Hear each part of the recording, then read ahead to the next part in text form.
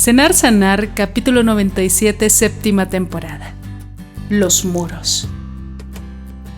Satanás, siervo de Dios. No nos metas en tentación, mas líbranos del mal. Las pocas personas que me vieron competir en los deportes escolares nunca cuestionaron mi decisión de entrar en el ministerio. Sin embargo, recibí una carta que me recordaba de la ocasión cuando saqué la pelota por sobre la cabeza del jugador que debía despejar. Otro excompañero me hizo recordar que la pelota se me resbaló del guante al atraparla, y con ello di la oportunidad para que los ganadores completaran su marca. Y hubo otra ocasión en que mi compañero anotó al recibir una devolución de 80 yardas solo para que lo anularan porque su compañera, su servidora, la penalizaron por bloquear desde atrás a una jugadora que no llevaba la pelota. Ay, cómo duelen esos recuerdos. Duelen no porque cometí errores, sino porque ayudé al otro equipo. Es malo perder, pero mucho más es ayudar a que tu oponente gane. Mi experiencia más flagrante de ayudar al oponente ocurrió en un torneo de baloncesto de 6º grado.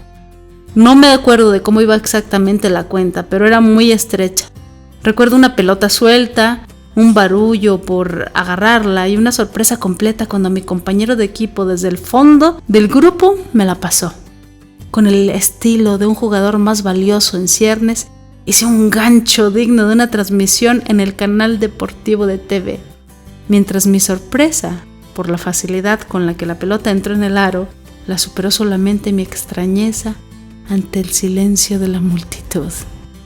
Nadie aplaudió. En vez de darme golpecitos en la espalda, los de mi equipo tenían el rostro cubierto con sus manos. Entonces fue cuando me di cuenta de lo que había hecho. Había metido el balón donde no debía. Había ayudado al enemigo. Había ayudado al otro equipo. No era raro entonces que nadie tratara de detenerme. Los estaba ayudando. ¿Se imaginan lo tonta que me sentí? Si pueden, también pueden imaginar cuán tonto debe sentirse Satanás. Tal es el patrón diario del diablo. Cada vez que intenta anotar un punto para el mal, termina anotando un punto para el bien. Cuando planea desbaratar el reino, siempre lo lleva al progreso. ¿Te puedo dar unos ejemplos bíblicos? Ponme mucha atención.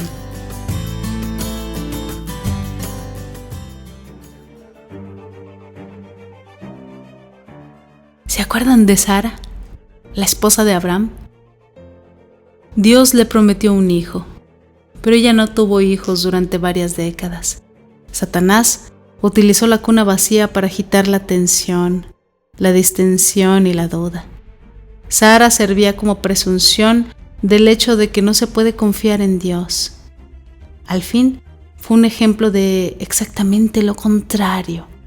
El pensamiento de esta anciana de 90 años en la maternidad ha enseñado a millones que Dios reserva lo mejor para el final. ¿Y qué de Moisés? Satanás y sus hordas aullaban de alegría el día que el joven príncipe tuvo que huir de Egipto a causa del mismo pueblo que quería liberar. Pensaban que había hecho descarrilar el plan de Dios cuando en realidad habían jugado en su mano. Dios usó la derrota para humillar a su siervo y el desierto para prepararlo. El resultado estuvo delante de Faraón 40 años después, en la forma de un Moisés experimentado que había aprendido a escuchar a Dios y a sobrevivir en el desierto. ¿Y Daniel? Con solo ver cómo llevaban al cautiverio a los mejores jóvenes de Jerusalén, parecía ser una victoria de Satanás. La estrategia del infierno era aislar a los piadosos jóvenes. Nuevamente el plan tuvo el efecto de un boomerang. Lo que Satanás pretendía era la cautividad, pero Dios lo convirtió en realeza. Pronto le pidieron a Daniel que sirviera en la corte del rey. El mismo hombre que Satanás quiso acallar pasó la mayor parte de su vida orando a Dios de Israel y como consejero de los reyes de Babilonia. Y considérese a Pablo. Satanás esperaba que la prisión silenciara su púlpito, y lo hizo, pero también desató su pluma. Las cartas a los Gálatas, a los Efesios, a los Filipenses y a los Colosenses se escribieron desde una celda en la cárcel. ¿No ves a Satanás cómo se patea en el suelo y rechina los dientes cada vez que una persona lee una epístola? Ayudó a que se escribieran. Pedro es otro ejemplo. Satanás trató de desacreditar a Jesús haciendo que Pedro lo negara. Pero el plan resultó al revés. En vez de ser un ejemplo de hasta dónde puede caer una persona, Pedro llegó a ser el ejemplo de cuán lejos Dios extiende su gracia. Cada vez que Satanás encesta, el otro equipo logra 2 puntos. Es el coronel Klink de la Biblia. ¿Se acuerdan del coronel Klink? Era el cabeza de turco para Hogan en la serie de televisión Los Héroes de Hogan. Se supone que Klink era el director de un campamento de prisioneros de guerra durante la Segunda Guerra Mundial. Sin embargo, los que estaban en el campamento lo sabían mejor. Sabían quién era realmente el que dirigía el campamento. Los prisioneros intervenían los llamados de Klink y leían su correspondencia. Hasta le daban ideas a Klink, las que usaban para su propia causa. Repetidas veces, la Biblia deja en claro quién es el que realmente dirige la tierra. Satanás puede pavonearse todo lo que quiera, pero Dios es el que tiene la última palabra.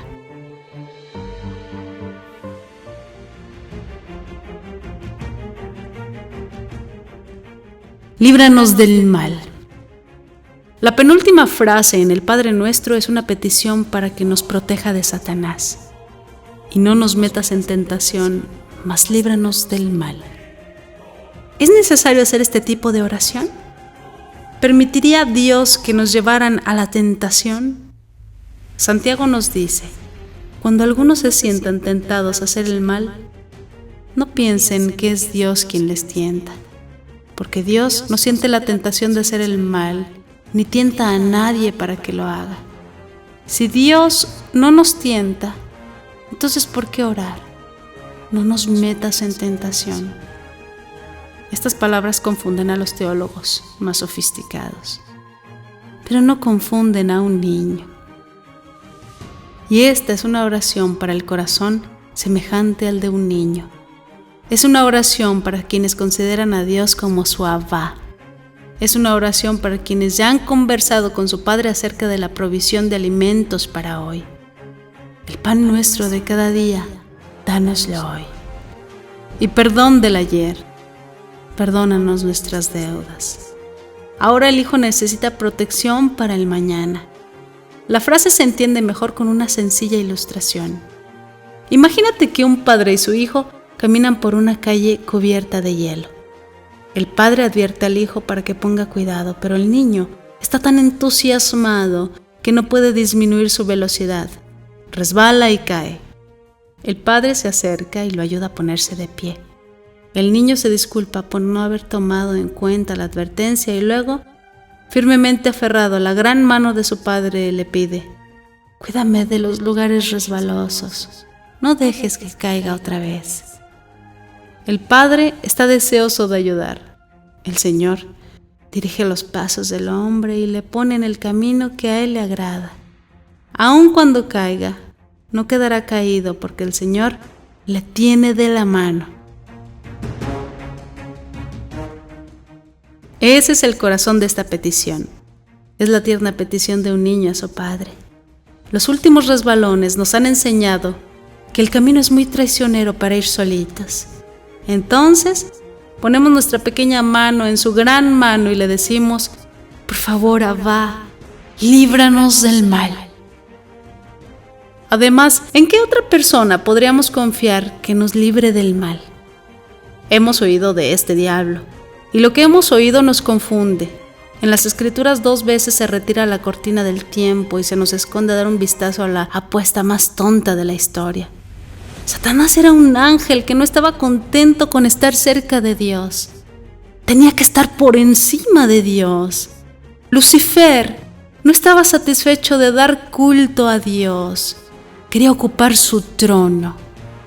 Según Ezequiel, tanto la belleza como la maldad de Satanás no tenían igual entre los ángeles. Tú eras modelo de perfección, lleno de sabiduría y de perfecta belleza. Estabas en Edén, en el jardín de Dios, adornado de toda clase de piedras preciosas, y caminabas entre las estrellas. Tu conducta fue perfecta desde el día en que fuiste creado, hasta que te apareció en ti la maldad. Los ángeles, al igual que los humanos, se crearon para servir y adorar a Dios. Los ángeles, como humanos, tenían libre albedrío. De otro modo, ¿cómo podrían adorar? Tanto Ezequiel como Isaías describen un ángel más poderoso que cualquier ser humano, más hermoso que cualquier criatura, sin embargo más necio que cualquier ser que haya vivido. Su orgullo fue su caída. La mayoría de los entendidos ven en Isaías la descripción de la caída de Lucifer. Voy a subir hasta el cielo. Voy a poner mi trono sobre las estrellas de Dios. Voy a sentarme allá lejos en el norte, en el monte donde los dioses se reúnen. Subiré más allá de las nubes más altas. Seré como el Altísimo. No puedes dejar de notar la cadencia en las arrogantes palabras que llevan tácita la primera persona singular como el sujeto voy a subir, voy a poner, voy a sentarme, seré como el Altísimo. Debido a que trató de ser como Dios, cayó delante de Dios y a través de la historia se lo ha pasado tratando de convencer al hombre que haga lo mismo. ¿No fue esa su estrategia que usó con Eva? Seréis como Dios, le prometió. No ha cambiado. Es tan egocéntrico ahora como lo fue entonces. Es tan necio ahora como lo fue entonces. Y es tan limitado ahora como lo fue entonces. Aun cuando el corazón de Satanás era bueno, era inferior al de Dios. Todos los ángeles son inferiores a Dios. Dios lo sabe todo. Ellos saben solamente lo que Él les revela. Dios está en todas partes. Ellos pueden estar solamente en un lugar. Dios es todopoderoso. Los ángeles son tan poderosos como Dios les permite que sean. Todos los ángeles, incluido Satanás, son inferiores a Dios. Y esto puede sorprenderte. Aún Satanás está al servicio de Dios. El diablo es el diablo de Dios. No quiere serlo. No tiene la intención de serlo. Nada le gustaría más que levantar su propio reino, pero no puede. Cada vez que procura el progreso de su propia causa, termina promoviendo la de Dios. Erwin Lutzer expresa su pensamiento en el libro The Serpent of Paradise. El diablo es tan siervo de Dios en su rebelión como lo era en los días de dulce obediencia. No podemos cometer exceso si citamos a Lutero frecuentemente. El diablo es el diablo de Dios. Satanás tiene diferentes papeles en dependencia del consejo y el propósito de Dios. Está obligado a prestar servicio a la voluntad de Dios en el mundo. Debe hacer el beneplácito del Todopoderoso. Debemos recordar que Él tiene propósitos espantosos, pero el saber que solo los podría ejercer bajo la dirección y el beneplácito divino nos da esperanzas. Satanás simplemente no tiene libertad de confusión entre las personas a voluntad.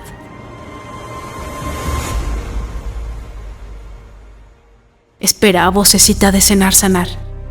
¿Me estás diciendo que Satanás está haciendo la voluntad del Todopoderoso? ¿Me estás diciendo que procura el permiso de Dios. Me parece extraño este lenguaje, vocecita de cenar sanar, y me estás asustando. Quizá, mi querido hermano y mi querida hermana que me escuchas. Si lo es, puedes estar seguro y segura de que Satanás preferiría que no escucharas lo que te voy a decir. Prefiere que estés engañado pensando que es una fuerza independiente con poder ilimitado. No quiere que le menciones los muros que rodean la gran casa de Dios. Satanás no puede escalarlos, no puede penetrarlos, no tiene el poder en lo absoluto, salvo el poder que Dios le permite tener. Satanás preferiría que tú nunca escucharas las palabras de Juan.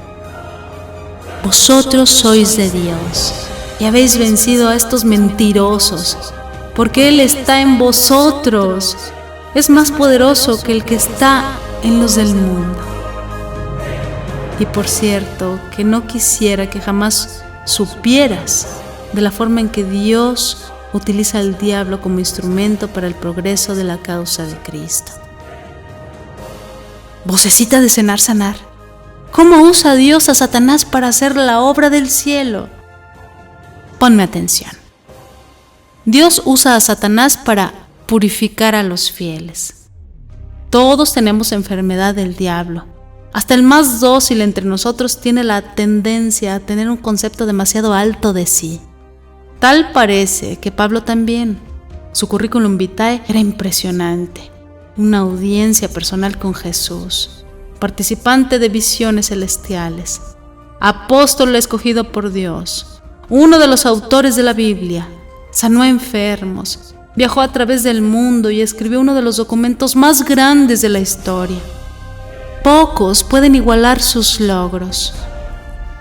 Estaba consciente de ello. Quizás haya habido un momento en el que Pablo comenzó a felicitarse. Dios, que ama a Pablo y odia el orgullo, protegió a Pablo del pecado. Usó a Satanás para hacerlo. Por eso, para que no creyera yo ser más de lo que soy, por haber recibido revelaciones tan maravillosas, se me ha dado un sufrimiento, una especie de espina clavada al cuerpo, que como un instrumento de Satanás vino a maltratarme. Nos dice en la segunda carta de Corintios 2:7. No se nos dice la naturaleza de la espina, pero se nos dice su propósito, que Pablo siga siendo humilde. También se nos dice su origen, un instrumento de Satanás. El instrumento pudo haber sido el dolor, un problema o una persona que le causa aflicción. No lo sabemos, pero sí sabemos que el instrumento lo controlaba Dios. Por favor, nótense los versículos 8 y 9. 3 veces he pedido al Señor que me quite el sufrimiento, pero el Señor me ha dicho: mi amor es todo lo que necesitas, pues mi poder se muestra mejor en los débiles. Satanás y sus fuerzas eran simplemente un instrumento en las manos de Dios para fortalecer a un siervo. Otro ejemplo del diablo como siervo de Dios es la tentación de Job. El diablo se atreve a dudar de la estabilidad de la fe de Job, y Dios le da permiso para probar a Job. Dios dijo: está bien, haz lo que quieras con todas las cosas de Job, con tal de que a él mismo no le hagas ningún daño. Nótese que Dios dio tanto el permiso como los parámetros de la lucha. Job pasa la prueba, y Satanás se queja y afirma que Job hubiera caído si se le hubiera obligado a enfrentar el dolor.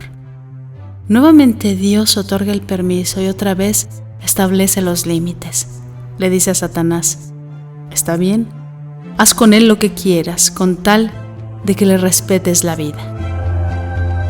Aunque el dolor y las preguntas son abundantes, finalmente la fe de Job y su salud son más fuertes que antes. Quizá no entendamos el motivo de la prueba, pero sabemos su fuente. Escucha el siguiente versículo del último capítulo. Los familiares de Job le expresaron sus condolencias y le consolaron por todas las calamidades que el Señor le había enviado. Satanás no tiene el poder, salvo el que Dios le otorga. A la iglesia de Esmirna, del primer siglo, Cristo le dijo: no temas lo que has de sufrir. Para probarlos, el diablo arrojará a algunos de ustedes en la cárcel y los estará persiguiendo 10 días. Sé fiel hasta la muerte y yo te daré la corona de la vida. Analicemos las palabras de Jesús por un minuto. Cristo informa a la iglesia acerca de la persecución, la duración de la persecución, que eran 10 días, y la razón de la persecución, para ser probados. El resultado de la persecución, la corona de la vida. En otras palabras, Jesús usa a Satanás para fortalecer a su iglesia. El coronel Klink le salió el tiro por la culata otra vez. Satanás anotó nuevamente para el equipo contrario. ¿Sabes lo que le molesta? Aun cuando parece ganador, pierde. Martín Lutero dio en el blanco cuando describió al diablo como instrumento de Dios, una azada que utiliza para cuidar su jardín. La azada nunca corta lo que el hortelano quiere conservar y nunca reserva lo que el jardinero quiere cortar. Sin duda, una parte del castigo de Satanás es la frustración que siente por su falta de intención de servir como instrumento para crear un jardín para Dios. Dios utiliza a Satanás para purificar a los fieles. Dios también utiliza al diablo para despertar a los que duermen. Centenares de años antes que Pablo, otro líder judío combatió con su ego, pero perdió. A Saúl, primer rey de Israel, lo consumieron los celos. David, el hijo menor de una familia de pastores de ovejas, lo eclipsó. David todo lo hacía mejor que Saúl. Cantaba mejor, impresionaba mejor a las mujeres y hasta mató a gigantes que Saúl temía. Sin embargo, en vez de elogiar las habilidades que Dios le dio a David, Saúl se volvió malsanamente hostil. Dios, en un claro esfuerzo por despertar a Saúl de los celos ciegos, convocó a su siervo involuntario, Satanás, para ayudar. Al día siguiente, el espíritu maligno mandado por Dios se apoderó de Saúl y éste se puso como loco dentro de su palacio. Observa un principio solemne. Hay ocasión cuando el corazón se endurece tanto y el oído se pone tan tardo que Dios nos lleva a soportar las consecuencias de nuestras decisiones. En este caso se liberó al demonio para que atormentase a Saúl. Si Saúl no quería beber la copa de la bondad de Dios, que por un tiempo beba la copa del furor del infierno, que caiga en la desesperación para que pueda ser llevado a los brazos de Dios. El Nuevo Testamento refiere a incidentes en los que se administró una disciplina similar. Pablo reprende a la iglesia de Corinto por tolerar la inmoralidad. Acerca de un adúltero en la iglesia, dice: entonces ese hombre deberá ser entregado a Satanás, que se destruya lo que es puramente humano, pero que el espíritu se salve cuando venga el Señor. Pablo da una instrucción semejante a Timoteo.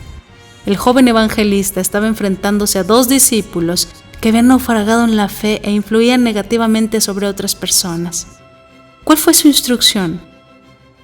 Esto les ha pasado a Himeneo y Alejandro, los cuales he entregado a Satanás para que aprendan a no ofender a Dios en sus palabras.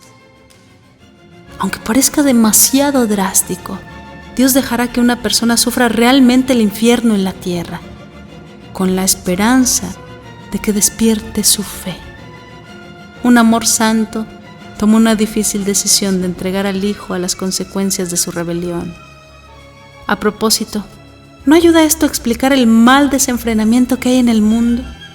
Si Dios permite que soportemos las consecuencias de nuestro pecado, y el mundo está lleno de pecadores, en el mundo el mal va a ser abundante. ¿No es esto lo que Pablo quiso decir en el primer capítulo de Romanos? Después de hacer una descripción de los que adoran la creación y no al Creador, Pablo dice: Dios los ha abandonado a pasiones vergonzosas. ¿Se deleita Dios viendo los quebrantos y las adicciones de sus hijos? No. no más de lo que un padre goza disciplinando a un hijo, pero un amor santo toma decisiones difíciles. Recuerda, la disciplina debe traer como resultado misericordia, no miseria. Algunos santos despertaron con un golpe cariñoso en la espalda, mientras que otros necesitaron un garrotazo en la cabeza. Y cuando Dios necesita dar el garrotazo, invita a Satanás. También le llama para enseñar a la iglesia. Quizás la ilustración más clara cómo Dios usó a Satanás para lograr su propósito está en la vida de Pedro. Escuchemos la advertencia que Jesús le hace. Simón, mira que Satanás os ha reclamado para zarandearos como si fuerais trigo. Pero yo he rogado por ti para que no te falte fe. Y tú, cuando te hayas vuelto a mí, ayuda a tus hermanos a permanecer firmes. Notemos de nuevo quién tiene el control. Aun cuando Satanás tenía un plan, tenía que pedir permiso. Dios me ha dado toda autoridad en el cielo y en la tierra, explicó Jesús. Y esto lo prueba. El lobo no puede tomar la oveja sin el permiso del pastor, y el pastor solo permitirá el ataque si a la larga la ganancia vale la pena. El propósito de esta prueba es dar un testimonio a la iglesia. Jesús permitió que Pedro sufriera una prueba para que pudiera animar a sus hermanos. Quizá Dios haga lo mismo contigo.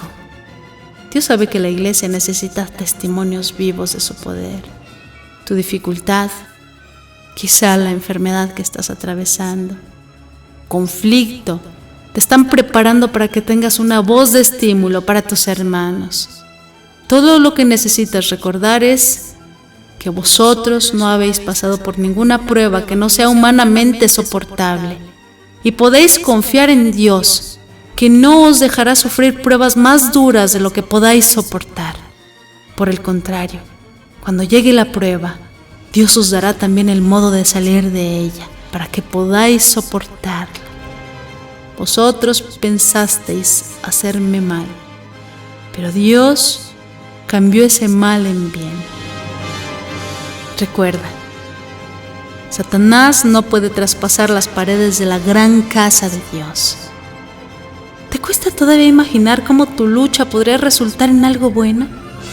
¿Te cuesta todavía concebir la forma en que tu enfermedad, tu deuda o muerte podrían ser instrumento para algo digno? Si es así, te tengo un ejemplo para terminar. Aunque no quiero minimizar tu lucha, debo decirte que la tuya es una fiesta en comparación con esta.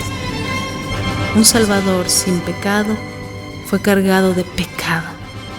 Al autor de la vida lo pusieron en la cueva de la muerte. La victoria de Satanás parecía segura.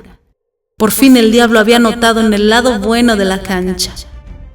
No solamente había anotado, había clavado el balón en el cesto por sobre los jugadores más valiosos y lo había dejado tendido en el suelo. A Satanás le había salido el tiro por la culata con todos, desde Sara hasta Pedro. Pero esta vez todo había salido bien. Todo el mundo lo había visto. Ya habían comenzado el baile de la victoria. Sin embargo, de repente se iluminó el sepulcro y retumbó la roca. Entonces, de la tragedia del viernes, apareció el Salvador del domingo. Y hasta Satanás supo que lo habían timado. Había sido una herramienta en manos del hortelano. Se pasó todo el tiempo pensando que había derrotado el cielo y en realidad lo había ayudado. Dios quería probar su poder sobre el pecado y la muerte. Y fue eso exactamente lo que hizo. ¿Y adivina quién le ayudó? Una vez más, el gancho de Satanás se convirtió en un desastre. Solo que esta vez no le dio al cielo algunos puntos, le dio el campeonato. Jesús surgió como el vencedor y Satanás quedó mirando como un... Bueno, dejaré que te lo imagines. Así que Dios usa al diablo en beneficio de los suyos porque purifica al fiel, despierta a los que duermen y enseña a la iglesia. Nos escuchamos el próximo capítulo para seguir recorriendo esta gran casa del Señor. Dios te bendiga. Oracionesenvideo.com. Oracionesenvideo.com